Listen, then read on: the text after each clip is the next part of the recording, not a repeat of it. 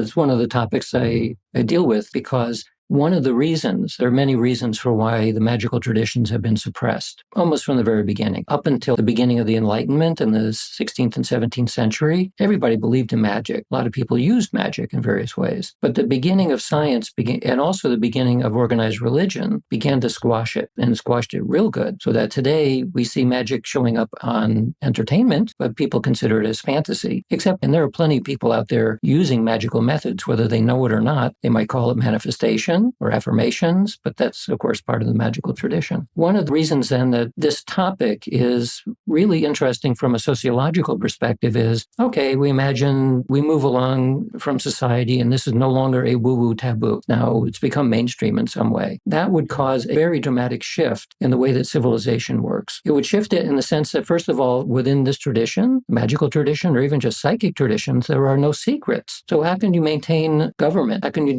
maintain the way that the law works, the way that business works, if there were no secret? I mean, the only reason why people are at each other's throats all the time is because they think somebody else knows something that they don't know. And that's the reason why the legal system takes forever to figure things out, is because they don't actually know what's happening. Well, if there are no secrets, and I'm talking about the effective use of telepathy and clairvoyance, among other things, that would change everything. Well, then why doesn't everything change? Well, because there's a gigantic status quo out there that is perfectly happy with the way things are, and they don't want things to change. So without going into conspiratorial thought, you can imagine then why there would be a lot of pressure to keep these kinds of topics out on the fringe.